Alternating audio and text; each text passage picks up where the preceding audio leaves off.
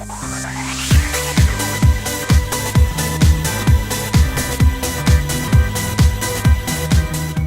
semua, selamat datang ke YouTube channel SM Collector. Untuk hari ini kita nak unboxing Beyblade Burst Buster Excalibur keran Takara Tomy. Check it out. Buster Excalibur merupakan Beyblade yang berasal daripada siri Beyblade Burst Turbo. Pertama kali muncul pada episod 17, Sword of the Legendary Armor.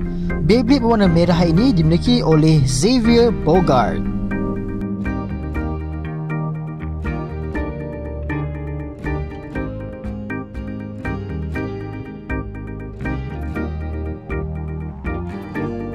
Buster Excalibur ini menggunakan sistem Chozy Layer System dan Beyblade ini merupakan jenis serangan. Dari segi rekaan Beyblade ni, SM Collector memang suka. Dia ni warna combination merah, biru dan gold ni memang sangat serasi.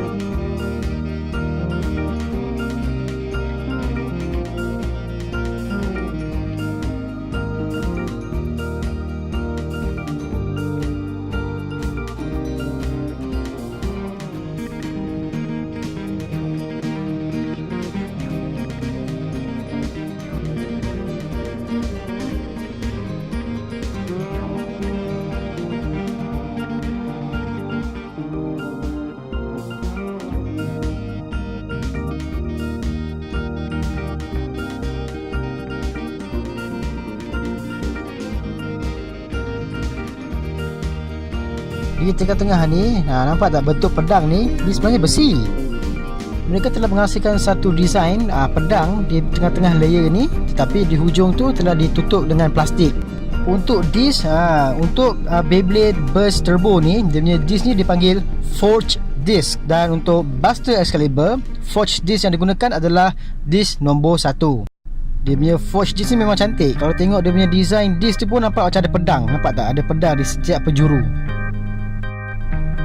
Disc ni sesuai untuk dijadikan koleksi, tetapi kalau untuk tournament better digantikan dengan disc yang lebih berat. Sebab disc ni yang satu ni ringan.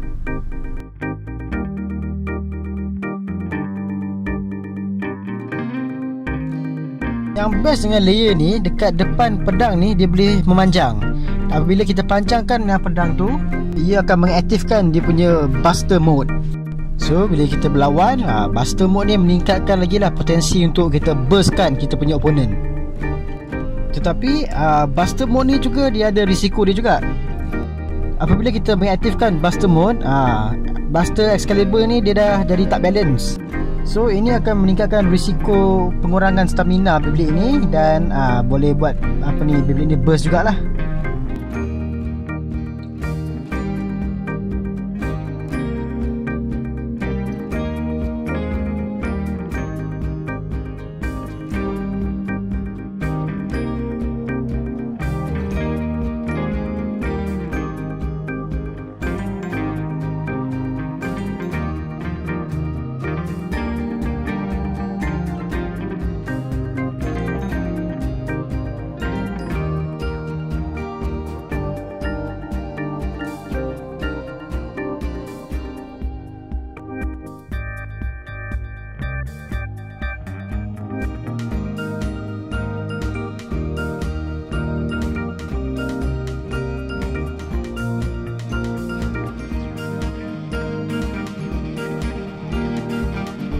Sekian saja video kita pada kali ini. Berjumpa lagi di video yang seterusnya. Bye.